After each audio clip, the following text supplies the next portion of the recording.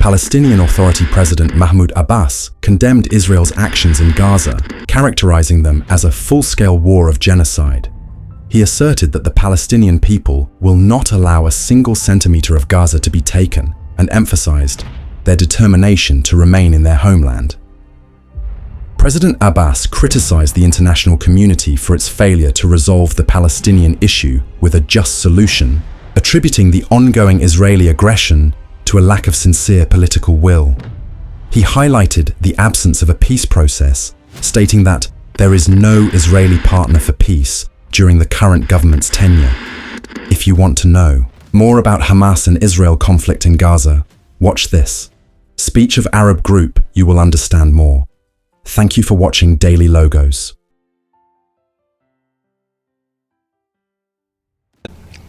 At the outset, I would like to express my honor to deliver this statement as chairperson of the Arab Group this month in New York. And I would like to thank esteemed ambassadors among us today from the Organization of Islamic Cooperation and the Non-Aligned Movement as well.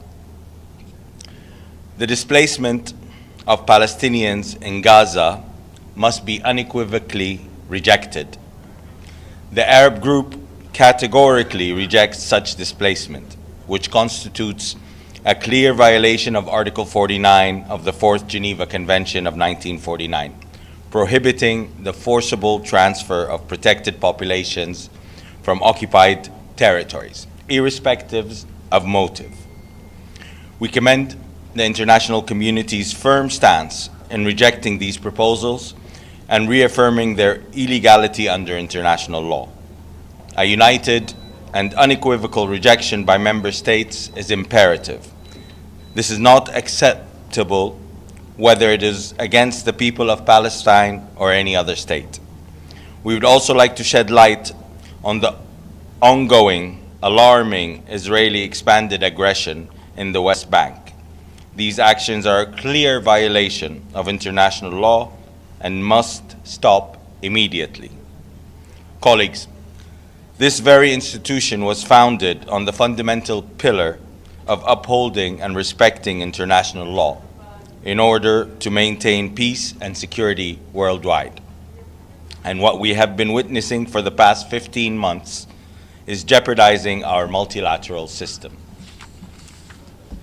The adoption by the Security Council of Resolution 2735 was a glimmer of hope towards the end of the Israeli aggression on Gaza, and we urge the Security Council to uphold and enforce the principles of the resolutions, which calls for an immediate and full and complete ceasefire, the return of Palestinian civilians to their homes and neighborhoods in all areas of Gaza, the safe and effective distribution of humanitarian assistance at scale, and rejection of any attempt at demographic or territorial change in the Gaza Strip, including any action that reduce the territory of Gaza.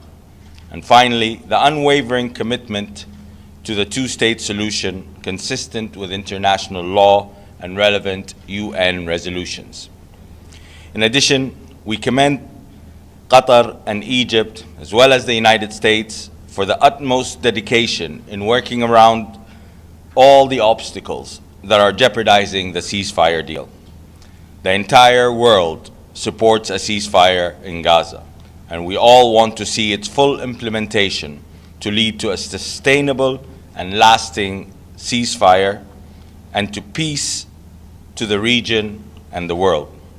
Finally, we, the Arab countries, want to see a Riviera, a Palestinian Gazan Riviera in the independent and internationally recognized state of Palestine. With this, I give the floor to my esteemed brother, Dr. Riyadh Mansour, Ambassador of the State of Palestine. Thank you, Brother Tariq. Shukran jazilan. And allow me at the beginning to express our gratitude for this massive representation of all of the Arab ambassadors and ambassadors from all regions of the globe, including NAM, OIC, the Committee on the Exercise of the Inalienable Rights of the Palestinian People from the African countries, from Asia, from Latin America, and this assembly of all ambassadors is to endorse the content of what was read by my brother Tariq, and we are strongly united behind the ceasefire to make it permanent, to spread to not only the Gaza Strip but also in the West Bank against the aggression there, and for the Israeli forces to leave the Gaza Strip and to leave the occupied West Bank, beginning with the northern part of the West Bank, and the full implementation of all provisions of the agreement through the 3 stages. In addition to that, we are united behind the implementation of Resolution 2735. It was adopted by the Security Council. No one voted against it. We want to see the implementation of that resolution as well. We had a large Arab delegation that met last week with the President of the Security Council. We conveyed this sentiment along with our rejection to the ethnic cleansing and forced transfer of the Palestinian people outside their homeland, especially those from the Gaza Strip.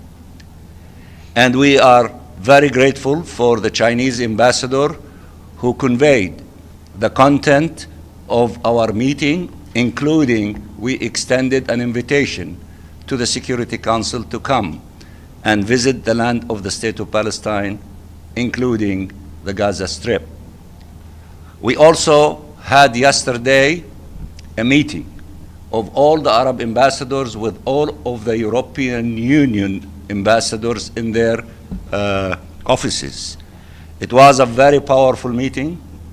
It was a very constructive meeting, and we converged our positions on many important issues, including the ceasefire, the implementation of the stages, and the implementation of 2735, and honoring and respecting international law, and also to oppose the violation of provisions of international law as it relates to the crime against humanity of forced transfer. We believe that such strong messages from key components of the international community, along with the Secretary General, who made it crystal clear that he opposes ethnic cleansing as it relates to the Palestinian people in the Gaza Strip. So therefore, we will continue our efforts here at the United Nations, with the Security Council, with the General Assembly, with the Secretary General and all components of the international community, not to allow further crimes to be inflicted upon the Palestinian people. What we need is to open doors for peace. What we need is a political horizon. What we need is to put an end to this illegal occupation as soon as possible, as has been articulated by the International Court of Justice, and as it has been legislated by the General Assembly, that this illegal occupation to be terminated within 1 year. We are working very hard with all partners in many things, including on the global alliance on the two-state solution, and for the practical steps to convene an international conference as it was asked for by the General Assembly in June under the co-chairmanship of Saudi Arabia and France. This conference is not going to be an ordinary conference where we meet and give statements and issue a declaration. We are in the beginning stages of asking countries to declare commitments of what exactly they will do in order to contribute to putting an end to this illegal occupation. So by the time we meet in June, we will have the summation of all these practical commitments, including supporting the government of the State of Palestine, strengthening it, allowing it to be able to shoulder its responsibility vis-à-vis the Palestinian people. It means that to take practical steps against the illegal settlements and settlers. It means not to send weapons to kill the Palestinians. It means many other things, including for some countries that have not recognized the state of Palestine to do so, and it means for the Security Council to give a recommendation for the admission of the state of Palestine to full membership. These are but samples of the commitments that we expect from all member states, from political groups and regional groups, so that this time all of us will be working for the implementation of what the ICJ told us to do when they said in the General Assembly, adopt the modalities for putting an end to this illegal occupation as quickly as possible. We always work with you, the media. Please tell the story as it is accurately and contribute your efforts with our effort not to allow further crimes to be committed against the Palestinian people, especially the crime against humanity of imposing on us another Nakba, of kicking us out of our homeland. We have no homeland except Palestine. We love Palestine. We will rebuild the Gaza Strip. We will rebuild Palestine, and we will celebrate with you, inshallah, soon, the independence of the state of Palestine after the end of this illegal occupation and the membership of the state of Palestine to the United Nations. We thank you very much. Thank you, ladies and gentlemen. We appreciate your time, and this is the messaging that we had for you today. Thank you. Thank you. How is the Palestinian Riviera going to be created, and who will be involved? Well, there's, like any other country that has been devastated by war, if you look at World War II, you have London, you have Warsaw, you have Dresden, you have Stalingrad, you have Hiroshima, Nagasaki, all devastated by war. Everybody got together, they built their cities back, and today they are some of the most amazing cities around the world. So, like any other place in the world, this is how Gaza will be rebuilt. Do you believe the Trump administration is engaged in good faith efforts to bring a ceasefire, a permanent ceasefire in the Middle East, based on their recent comments about the Riviera? Well, let's hope so. I mean, the only way forward is a two-state solution. This is agreed upon by every member state around the globe, and this is what we're all working for since day one of this. This has been 100 years ordeal. We can't let this go on. Two-state solution is the only solution that has not been tried to date. The only solution that has not been tried to date is an end to occupation and the existence of a Palestinian state. Everything else did not work. This is the only way forward, and I believe the international community is all behind that. Refugees from around the world, and especially from the Arab world, in places where there's been war, are going like to Europe, to everywhere around the world. Why couldn't those who want to emigrate from Gaza do the same? Who said those who want to are blocked from doing the same? Like everywhere else, there's no place like home. And as Dr. Riyadh said, this is their home. They don't want to leave anywhere else. They have nowhere else. This is their home. Egypt does block entry to each country from Gaza. Let me just say. Yes. We should not have a theoretical debate of what the Palestinian people want and they don't want. What we need to do is to respect the wishes of the Palestinian people. The Palestinian people who marched, 500,000 of them, on their feet from the southern part of Gaza to the northern part of Gaza, knowing that they are going to destroy properties and homes, it is a clear signal that they want to go back to the places where they were born, where they have memories, where they have stories, where they have connection between them and the land. It is in our DNA. If some people tell us that they were exiled 2,000 years ago from a piece of land, and then they are entitled to return to it. Why is it so surprising that we, the Palestinian people, that should not be allowed to go to the places that we love the most? And then they tell us about those who were exiled 2000, then they came and turned the desert into paradise. We are able to turn the destroyed, beautiful areas that used to be beautiful in the Gaza Strip to what we want it to be. We are resilient people. If we are not oppressed, if we are not being killed, if in large numbers, if we are not being put in prisons in large numbers, just once we have that opportunity to exercise the self-determination on the lands of our ancestors, our fathers and grandfathers, then watch us as Palestinians, what wonders we will do. There is no one that can rebuild what they want to rebuild, to have paradise here and there, and we, the Palestinian people, cannot do the same and maybe more. So respect the position of the Palestinian people, the desire of the Palestinian people, and to respect what they decide. Don't kill them, don't force them, don't starve them, don't deny them hospitals, don't deny them schools, and then say they have the right to migrate away from hell. That is not fair, that is not correct, that is not congruent with humanity. One last question. Are there specific steps you would like to see the Security Council or the GA take in the next, say, 2 weeks?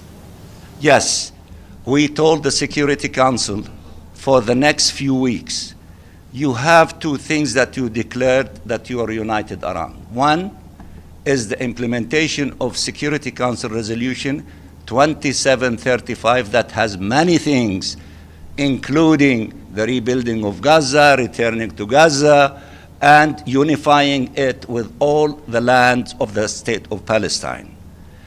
And the other thing that we asked him for that, the implementation of this resolution, implement your joy and happiness in which you declared unanimously in statements in the Security Council that you are welcoming and committing yourself to the agreement on the ceasefire and the implementation of these 3 stages in it. So we told them, this is what we want from you now. That doesn't mean that for them to go and relax. And in fact, I said in the meeting yesterday with the European Union, in which there were 6 members of the Security Council in that meeting between the Arab representatives and the Europeans, you will have few weeks in order to make a difference in the defense of these 2 things. And if we do not see serious commitment to these things, then we will go to Plan B, which I will not share with you, nor I shared with them then. But we are flexible, we are reasonable, we are willing to work with whoever wants to work with us to see the implementation of these 2 things, the resolution and the agreement. But we will not accept that whatever will happen will be at the expense of the Palestinian people. We paid more than enough in terms of those who were killed in the Gaza Strip and in the West Bank. More than 50,000 without adding the perhaps more than 10,000 under the rubbles, and more than 110,000 injured. Enough is enough. We paid more than we should have. We should not have been put in that situation.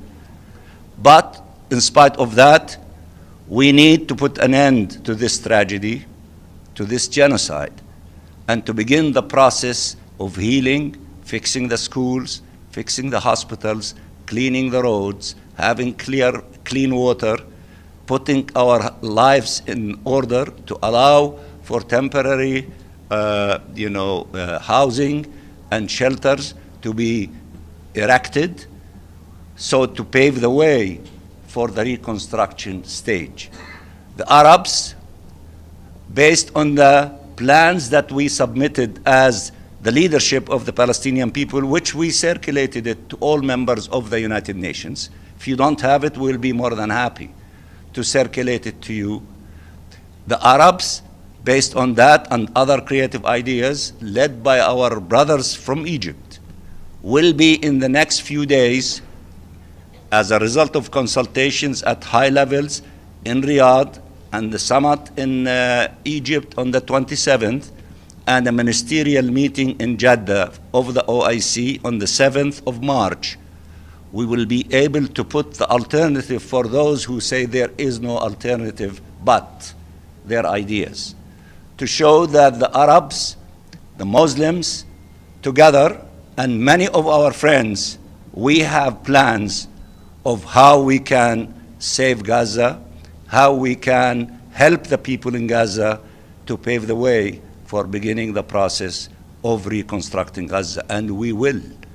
And many said in the meetings that I refer to, especially with the Europeans, between the technical know-how by many and the financial resources by our brothers, the Arabs, we will be able not to abandon the Palestinian people, but let them to be resurrected from the dooms of what happened to them in the Gaza Strip to the glory of where they can be and to the genius of the Palestinian people, because we are the most educated people in the Middle East. So we can do wonders. Trust us. Thank you very much.